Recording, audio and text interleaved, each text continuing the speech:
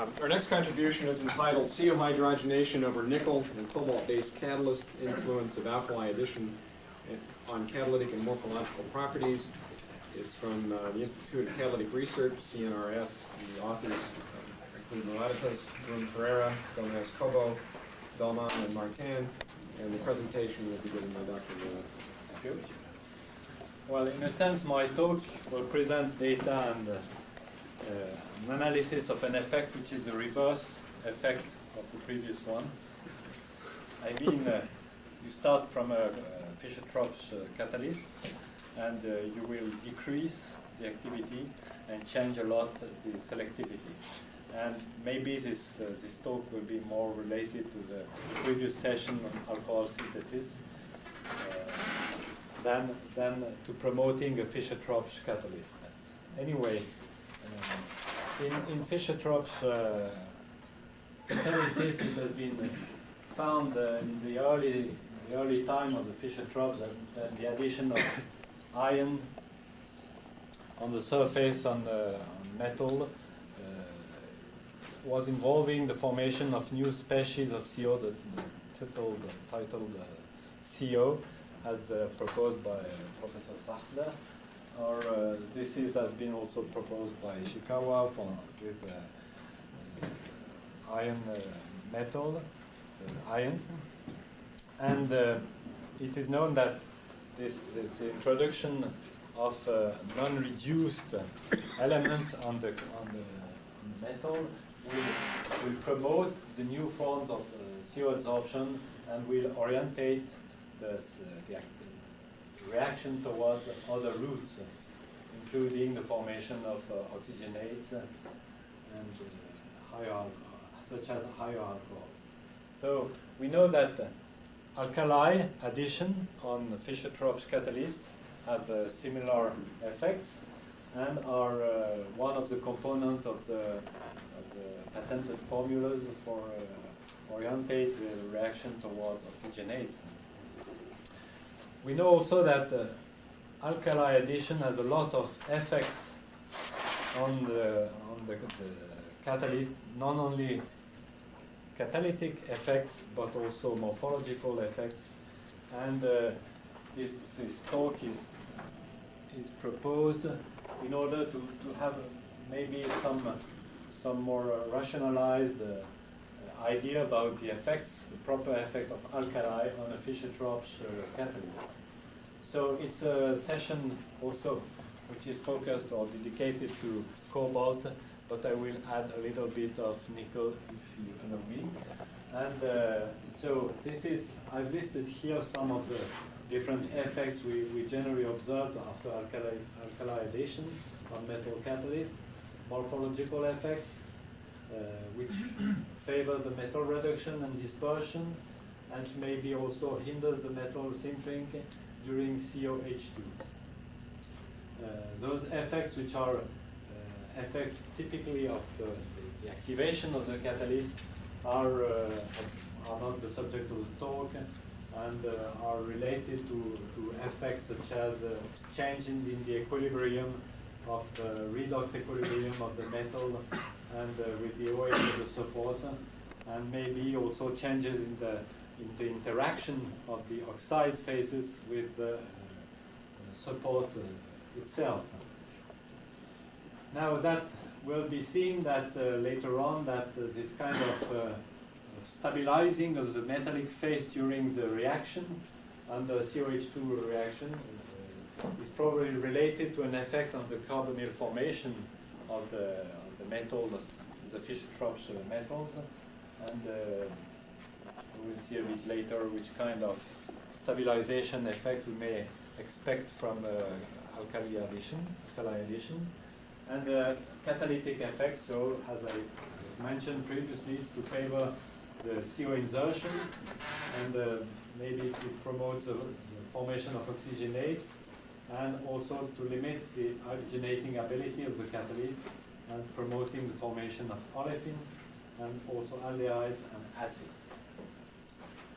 So to get some global idea about those effects, we have makes a study on preparing different type of catalysts, which are here listed.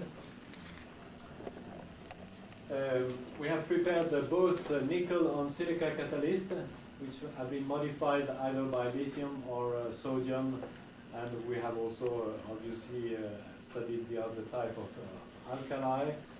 And for sake of clarity, I will just present those results. And on cobalt, this is cobalt alumina catalyst and cobalt sodium alumina catalyst. You have here the weight of metal and the doping of alkali.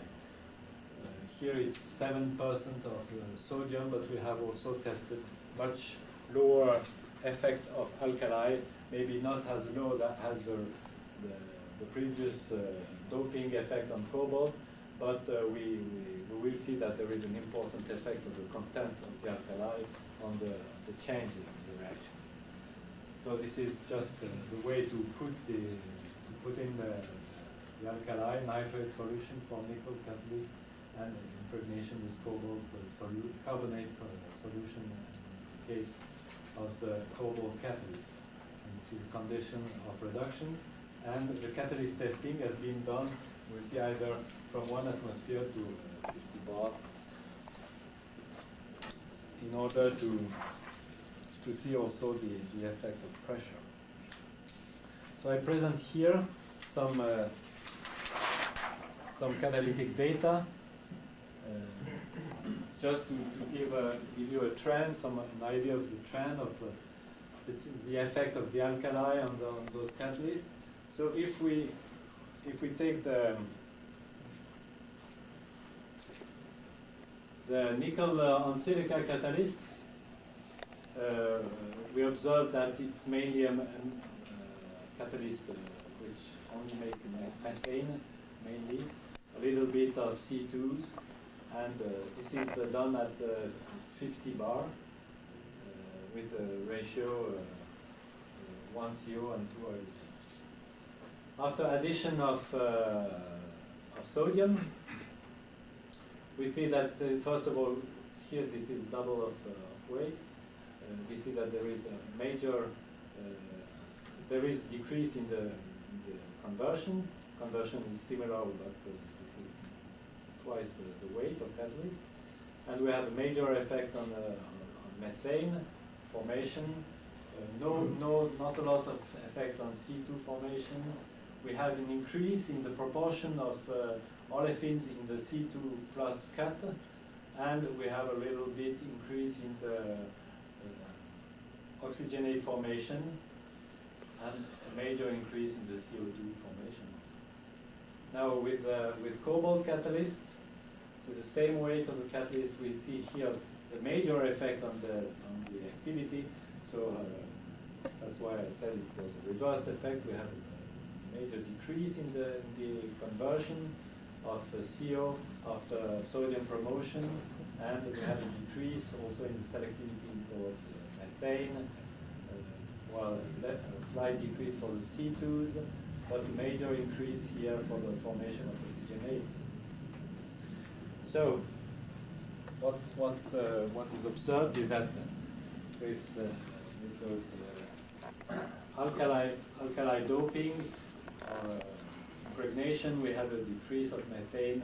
C2 is more or less unchanged, or not major sensitive to the alkali.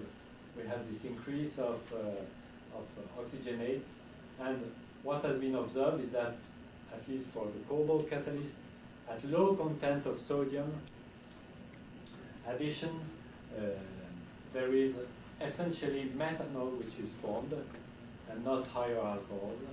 But at high content of sodium, we observe much less methanol formed, and especially higher alcohols, with also aldehydes which are formed.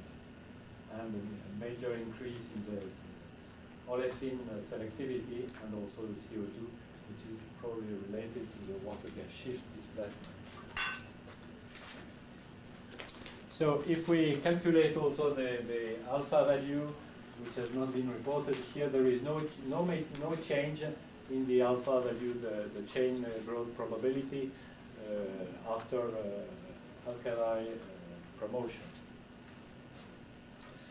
So now to understand a bit what happens with this catalyst we have carried out characterization studies and taking advantage of the ferromagnetic character of nickel and cobalt. When I recall you that when the nickel and cobalt are metallic, they are ferromagnetic.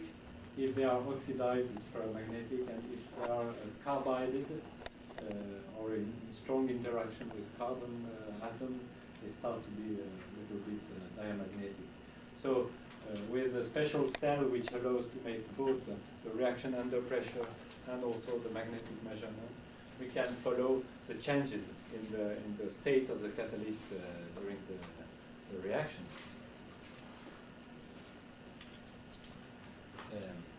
So this is the results. Here we have, obviously with the unpromoted either nickel catalyst or cobalt on alumina catalyst, we have no major change in the fraction of metal, of ferromagnetic metal, before the reaction or after the reaction, even due to the fact that those catalysts are aging, as it has been mentioned previously, due to sintering effect. For the case of promoted catalyst, we have, in that case, a very important change in the fraction of ferromagnetic or zero-valent metal. And in the case of cobalt, we have almost no more ferromagnetic catalyst. So to understand a bit the origin, is it an oxidation of the metal or it's an interaction with carbon species?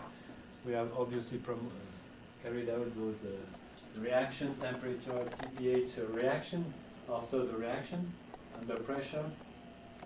And here for cobalt catalyst, unpromoted cobalt, it's the full line, it's a narrow peak which corresponds straightforwardly to kind of surface carbide quantitatively.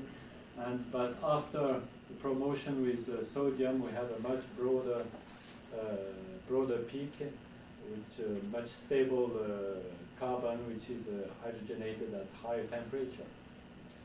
The same story for the nickel catalyst, unpromoted, and after the sodium promoted, much more carbon and much more stable carbon.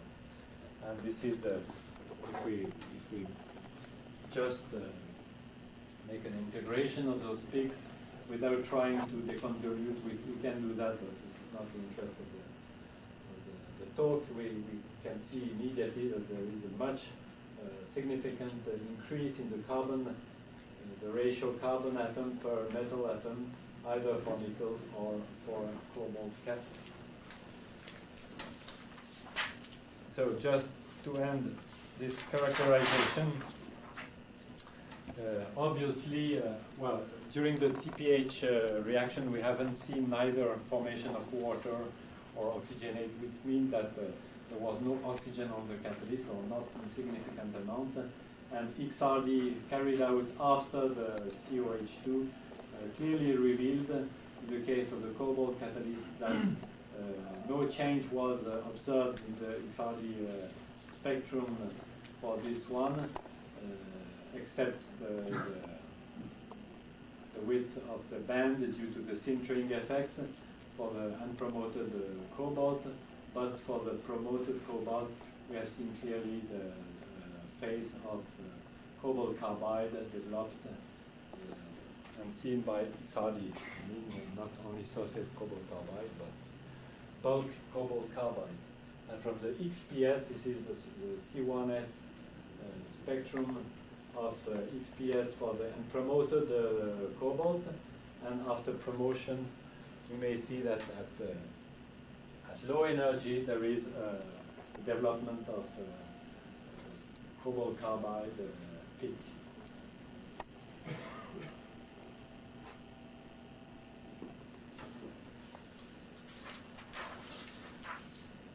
So we have carried out also some infrared measurements.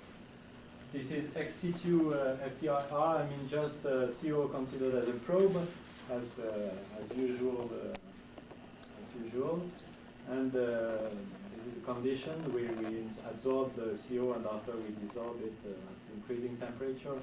And here this is a cobalt catalyst. We see that there is mostly a linear form of adsorbed CO, and after promotion with 2% of sodium, we see some new bands appearing here, and after the addition of 7% of sodium, we have a complete change in the infrared spectrum of the cobalt on alumina catalyst. And this change, higher,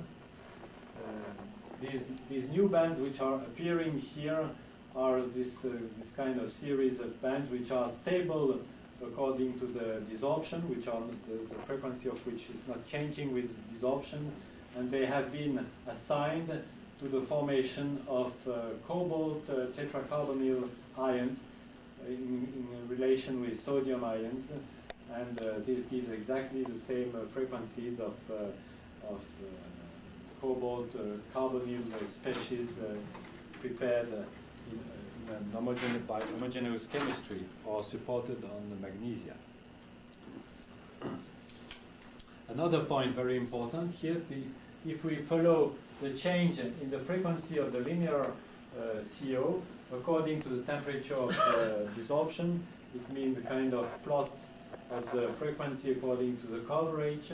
We know that when the coverage decreases, dipole-dipole interactions are suppressed, and there is a shift in the frequency, and we see that either for nickel or for cobalt catalyst, the addition of sodium, of alkali, doesn't change a lot the shift in frequency toward the coverage, and it means that there is no electronic effect induced by the catalyst, by the alkali through the metal.